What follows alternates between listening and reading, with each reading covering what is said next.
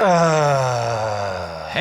guys, time for another Tech News Day. As you can see, we voted, but the 2018 US midterm elections, they're finally over. But as we're recording this, which is Tuesday night, we don't really know how things turned out. We've seen a little bit at the bar before this, but you know what? Also doesn't matter because the aliens have already decided that enough is enough and they're here to kill us all. And you can blame me because I voted actually for Kodos. Oh, damn it. I said the alien, he's got a good head on his tentacles. Yeah.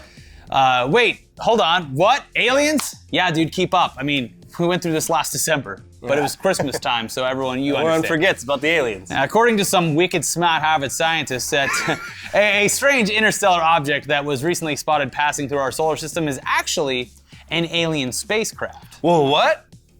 Yeah. Or at least that's the impression that you would get looking at a lot of the mainstream news articles discussing a recently published Harvard astrophysics study titled, "Could Solar Radiation Pressure Explain Oumuamua's Peculiar Acceleration?" That's a weird way to title something about how aliens are real and were actually recently observed traveling across our solar system, right? Also, what the hell is this Oumuamua? It's my favorite drink in Hawaii. Oumuamua, that's the best. If you're gonna go to a poke place, you wanna ask for the Oumuamua. They it's only a give it food? to the locals. Oh, okay. No. So apparently Oumuamua is the name of a mysterious, long, cigar-shaped object that was first spotted barreling through our solar system in October of 2017. Scientists at, Hawaii's Haleakala Observatory, they were the first to observe it. So it was, eventually given a Hawaiian name, Oumuamua, which roughly translates to messenger that reaches out from the distant past. And it was given that name because first off, they were able to determine that it's not from our solar system because it's moving too fast. And secondly, it's the first object of its kind ever observed. It's not a comet, nor an asteroid. The International Astronomical Union had to come up with a whole new classification for it. Interstellar object. It's space poop. It does look like a big old It's a turd. big turd. Blue. Yeah. Yeah, we're not even gonna pretend to understand any of this, and to our eyes, this thing just sort of looks like a giant turd just barreling through space. It's gonna land on one of these planets, and the planet's gonna be like, oh! It's Mr. Hanky after he got shot out of South Park. Yeah. But apparently it's pretty remarkable, and one thing that scientists have struggled to explain is why when Oumuamua passed our sun and began its exit out of our solar system, it accelerated much, much faster than could be explained by any existing understanding of gravity. So of course something is happening here that scientists aren't aware of. It could be some new aspect of gravity involving radiation from the sun, or it could be aliens. Aliens, guys. That's basically what this Harvard paper does. It's nearly 4 pages of math formulas and physics talk about how the unique shape and mass of Oumuamua might have allowed solar radiation to push up on it way harder than expected. And then halfway through the last page, they say, you know what? Or fuck it, maybe it's aliens. Yeah. Specifically, they write that one possibility is that Oumuamua is a light sail floating in interstellar space as a debris from an advanced technological equipment. Or that, alternatively, a more exotic scenario is that Oumuamua may be a fully operational probe sent intentionally to Earth's vicinity by an alien civilization. What? This is the same state that accidentally told the entire area that they were near that they were going to die within 20 minutes, right? What are you talking about? Remember when they did that, the big alert that was like, hey, by the way, it's all over. Well, Hawaii, yeah. Yeah. But these researchers, these Harvard boys, Oh, okay. they're up in Massachusetts. But where did they get their data from? The people who can't not click the button. True. Anyway, the alien explanation here, it's only included because thus far, there just isn't really any solid scientific explanation for this damn thing. Either way, anyway. They're not saying it's definitely aliens, or even that it's probably aliens. They're just saying that at this point, they're not gonna rule it out because none of the existing science can explain why this weird space turd moves the way it does. Of course, the non-scientific news media, not really understanding what the hell 99% of the study was saying, much like me, they were quick to jump on the aliens clickbait train with reputable outlets running stories with titles like these. Mysterious interstellar object floating in space might be alien, say Harvard researchers. Or Harvard researchers suggest interstellar object might have been from an alien civilization. Ooh. That gets the clicks. And then they followed the continuation of that headline. It actually read, Harvard researchers suggest interstellar object might have been from alien civilization, and Diablo 4 getting announced at BlizzCon. So you never know who you can trust. Yeah. Anyway, it's fun to think about, but it's probably not aliens. At least I hope it's not, because if it is, then they got here and they were like, nah. I mean, it's probably not aliens, but it's also like pretty fucking weird. Like apparently, so no one's been able to get a good look at this thing, and they're saying like one explanation that they could come up with it is that the look that we're getting at it is just like the flat side, and it's actually like super thin. Yeah. It's just like this giant, like mile-long sheet of glass, basically, like which would be like, how does that happen? Well, that's how they get you. Yeah, I don't know. It's Optical illusion, weird. yeah. Anyways, astrophysicist Katie Mack wrote on Twitter, the thing you have to understand is, scientists are perfectly happy to publish an outlandish idea if it has even the tiniest sliver of a chance of not being wrong. But until every other possibility has been exhausted dozens of times over, even the authors probably don't believe it. And even scientists at SETI, who are literally searching for extraterrestrial intelligence, are saying that while it's a fun hypothesis, you shouldn't accept an outlandish hypothesis until a more likely hypothesis, like that it's just a really weird comet or asteroid, has been completely ruled out. Still though, I hope it's not, because if it is, they got here and they said no thanks. They came here at a weird time. Yeah. They came to the dinner party and they got a whiff of what we were cooking and they said, oh man, let's just go to Applebee's. Yeah. Guys, you should have, if you had come by, like, I don't know. Actually, I don't know. It's like, when would have been a good time for the aliens to check in on us?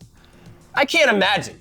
We look pretty bad at any point in, like, the last 1,000 years they come by. Yeah. And they're like, yeah, it's all bad. Oh, yeah, no. Pass. They're not fully developed yet. Yeah. This plant's a little too ripe. So. Yeah, so anyway, if it was aliens, they did probably take one look at us and say, nah. Pass. And then just continued on their way. Because humanity is pretty awful. And one thing that's really amplifying how terrible we are is social media, specifically Facebook. Mm-hmm. Now here in the US and in other Western countries over the last couple of years, Facebook has really done an absolutely shit job at stopping rampant misinformation from being spread by groups with sinister agendas. But at least here, you can expect the average person to have some level of media literacy and to probably have grown up knowing that you can't just trust everything that you read on the internet. That was not the case over in Myanmar, though, where for a lot of people, getting access to Facebook in recent years was their first and maybe only experience with the internet at all. And now, Facebook is basically admitting that, whoopsie, they probably helped stoke the flames of a genocide over in Myanmar. Whoops. Now, Facebook actually admitting some fault here via a 60-page independent study, that is news. But the rest of this isn't. If you don't know, though, over in Myanmar, formerly known as Burma, the Buddhist majority has always treated the Muslim minority in the Rohingya ethnic group like shit. They're not considered citizens and are basically treated like illegal immigrants despite being there for hundreds of years. At the end of 2016 and the beginning of 2017, this persecution turned way more violent than usual, with extrajudicial killings, gang rapes, arson, and infanticide, all either perpetrated by or allowed by the Myanmar government. The death toll estimated at around 25,000 and resulting refugee crisis estimated at around 700,000 people displaced. They don't technically qualify as genocide, but yeah, pretty fucking bad, I'd say. I think they were going for genocide. It seems like the goal was probably genocide. Yeah, it was really bad. Anyway, turns out that the escalation in violence against the Rohingya people coincides quite a bit, quite conveniently, with the availability of Facebook in Myanmar. Now, Myanmar, they were never kind to the Rohingya people, historically. But after just a few years having Facebook, the general population was pretty fucking okay with basically erasing the Rohingya from the face of the earth. And that's in large part thanks to the Myanmar military spending years creating fake accounts that look like normal people who would spread anti-Rohingya propaganda all over Facebook, including fake news about jihads that were taking place all over the place, all while Facebook did pretty much jack shit to moderate any of the Facebook content in that entire country. Now, here's the internet. Yeah. Bye-bye. Think about this. Think about what a bad job Facebook did at dealing with bots and fake accounts and foreign election propaganda here in their own country. Where they have actual employees. Where they're based and they have a staff. Yeah. Now imagine how badly they dealt with something almost exactly the same, but happening in a small country, a country who's very authoritarian already, on the other side of the world where they don't have offices or employees. Probably pretty bad. Like they literally had one native Myanmar speaker on staff for years. But here's the thing though. Did anyone that was using Facebook get hot deals on local clothing or food? Yeah, probably. Open and shut case. Facebook is about bringing people together. Mm-hmm. Like this man right here hates Muslims. And this man over here also hates Muslims. And now, job complete. They can talk about how the Muslims need to be erased from Myanmar. And also, talk about that over a nice bowl of hot, steamy soup. Look, I'm here in Myanmar on my VR headset, and boy, there are bodies stacked 10 feet high. Oh boy. We say it every week, but fuck Facebook. Fuck Facebook. Now, as Mike Isaac, technology reporter for the New York Times, said on Twitter, Facebook essentially handed 20 million people the internet for the first time in their lives and said, here, go nuts. Now, later, Facebook was shocked when those people were easily manipulated to harm others en masse. Facebook, which has 0 employees on the ground in Myanmar, had no cultural context or understanding of the area. The philosophy, at its most basic level, assumes that more connections equal net positive. At best, this is a wildly naive and irresponsible view of its own power. But hey, now, aka way too fucking late, Facebook is actually paying attention to how their platform is being used in Myanmar, with 99 actual native speakers on their payroll, now moderating the Facebook posts in Myanmar. Okay. Gotta crack a few eggs, guys. Yeah. Whoops. So that's 99 moderators for 18 million Facebook users in Myanmar. Not great. Surely this will make all the difference, but not gonna hold my breath. Delete Facebook. Delete it. Like, I mean, this is so bad. This is horrible. And it's like, I hate it so much. Yeah. But I can at least, I appreciate that it demonstrates like the logical extreme of what Facebook does to people's brains. Yeah. Yeah. Because like, it's, you take an entire country basically as a case study. People with... But it results in murder and death. It results in a fucking, like... near genocide. Just the worst thing ever. Yeah. But like, you give these people Facebook and you're like, okay, I think we can safely conclude now that Facebook is actually like objectively a bad thing. What if we took all those personal, family, over the dinner table, terrible conversations that people have inside the safety of their own home and connected them with other people who are ever having the same terrible conversations about why everything's bad? And then you get them all together and, oh no, we've got a big old problem on our hands.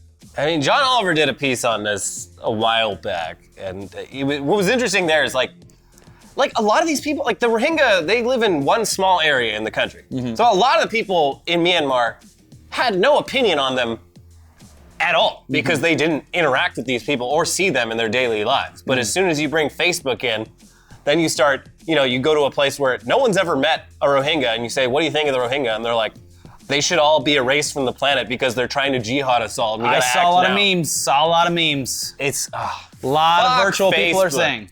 Fuck Facebook. So in slightly less upsetting news though, Google employees across the world staged walkouts last week to protest what they say is a company culture that doesn't do enough to punish sexual harassment and assault. The walkouts, held at various Google campuses in several countries, were spurred by a New York Times article in late October that revealed that Andy Rubin, the creator of Android, had gotten a $90 million severance package when he parted ways with Google in 2014, and that he had actually been fired for sexual assault on another employee. Ooh. And that $90 million wasn't part of any contractually obligated severance. They just chose to give him the golden parachute. Yeah, that's pretty fucked up. Yeah, pretty upsetting in itself, but especially upsetting if you're a female Google employee who has personally brought claims of sexual harassment to HR and had nothing come of it, or had the person you're reporting walk away with a nice fat settlement. Yeah. Apparently that's the case with a lot of female Google employees at offices around the world. So these women and the people around them, sympathetic to them, basically people with common fucking decency, all numbering in the thousands, they staged these massive public walkouts at Google campuses to let the higher-ups know that they should cut that shit out. So anyway, it's not clear yet what effects this will have in the long term, if any. However, I will say that it is very nice to see workers at one of the world's biggest companies actually organizing and demonstrating for a better company culture in any way. This has never happened before. And obviously, like the Me Too sexual harassment thing, that's an important issue. But I mean, hopefully we see more of this kind of thing at these big companies, because there's a lot of other issues that they should probably be demonstrating and organizing Mistreatment of workers for. is a broad spectrum that should be addressed in various different sectors. Facebook employees, why aren't you walking out over this Myanmar thing? Yeah, because when you have enough people doing it, like with this Google thing, they can't just be like, you're a troublemaker, get out of here. When it's like a huge percentage of all the company's stop employees. it with the union talking, Elliot. But yeah. Anyway, that's good. And yeah, sexual harassment, don't do it. But also, if you're a CEO or an executive, punish the people who do. And don't just give them a big old bag of money. Yeah. Yeah. Anyway, yeah, we got to go home and get drunk and watch the election results. Just you know. But hey, by the time you're watching this, you already know what happened. So you'll know whether or not we moved to New Zealand or not. Maybe we're doing the show from there from now on. I'm gonna move to the fucking moon. Yeah, I'm gonna hitch a ride on that giant space turd. I'm gonna wrap a lasso around it and ride it away. Yeah. Bye.